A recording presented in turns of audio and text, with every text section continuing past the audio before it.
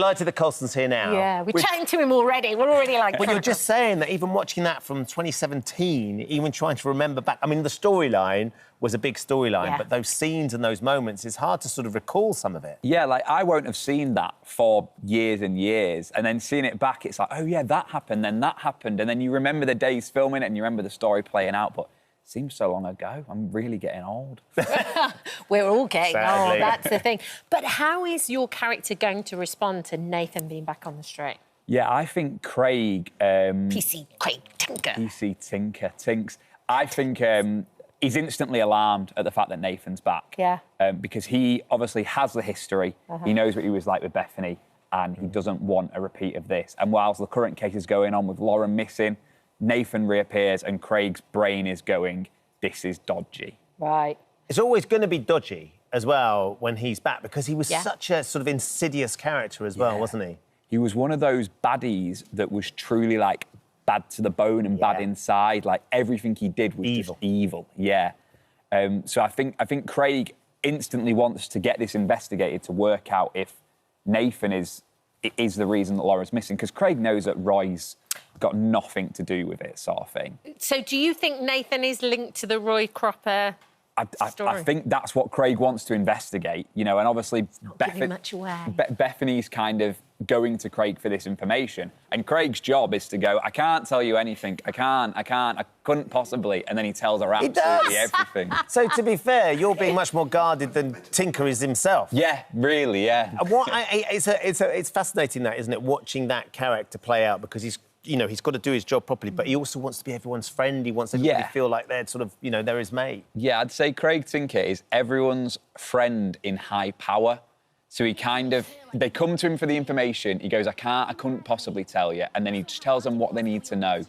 Yeah, because he seems to be revelling in this kind of power that he's got at the moment. He's quite enjoying the level of gossip and, like, having everybody come to him. Yeah, because he isn't the best copper. But the one thing he gets from being a copper is he gets to know little bits that he's not meant to... Well, that he is meant to know that other people aren't. Yeah. So he kind of just goes and just tells them little bits to help them on their way, and he just lets everyone off, doesn't he? If someone gets done on the street, if Craig knocks on the door, they're like, well, I know I'm not in trouble. I'll be fine now. I'm getting away with this, aren't I? It's only Craig. Come on, Tink, sort me out. We'll be fine.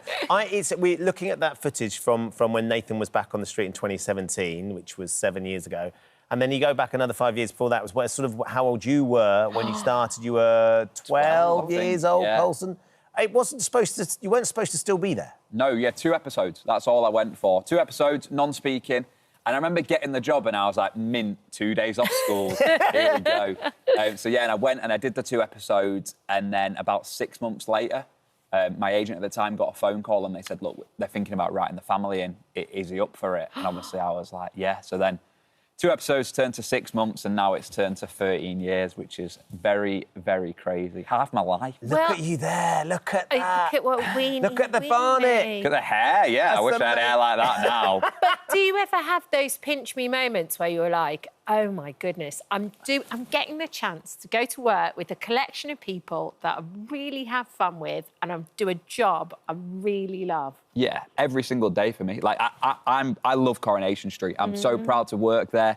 Every time I walk on that street, I kind of champion the show. So to be a part of it is just an honour, and I'm really proud of it, and I'm proud of everyone that works there, and all the departments and all the crews.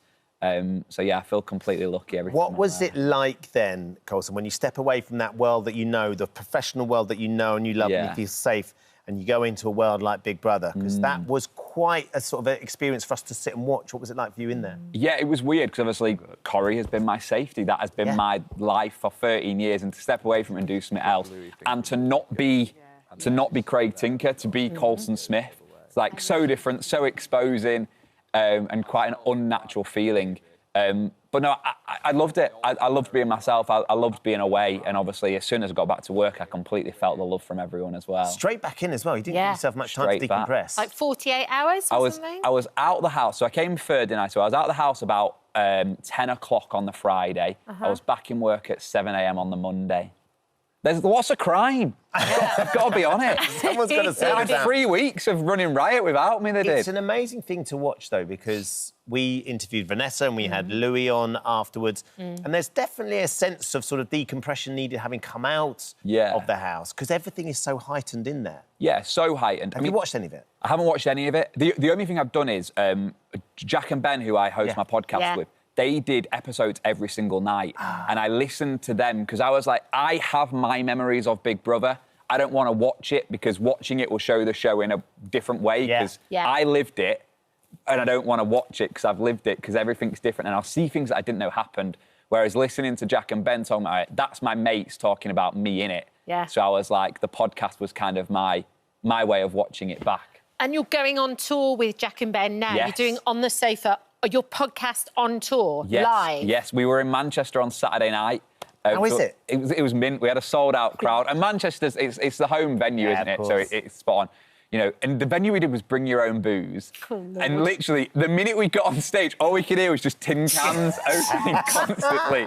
And we were, it was mint. It was a great night. We're doing London on the 18th of May.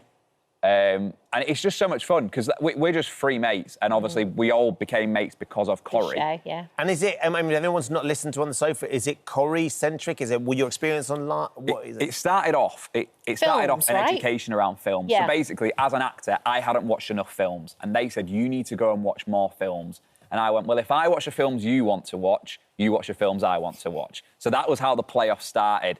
And now we talk about film and TV, but we also talk about what's been going on in our weeks, what we've been doing. It's life. Yeah, so on Saturday night, we talked about The Truman Show and me and Big Brother. It was kind of a nice parallel. Yeah. And in London, I think we're doing Notting Hill, because obviously, iconic London film. Yeah. Colson, thank you so much for popping in. Thank you. Thanks for having me. Enjoy the tour. What fun, again, getting to hang out with your mates. With your and mates, talk calling it rubbish. work. I mean, it's Great, innit? Get Tinks on the case as well with Nathan. We've got to control that situation. Tinks will get Roy out, I'm sure. You've got to get Roy out, more important.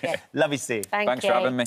Thank you for visiting our This Morning YouTube channel. We upload new content every day, so go ahead and hit that subscribe button so you don't miss out. And we'll see you in the morning.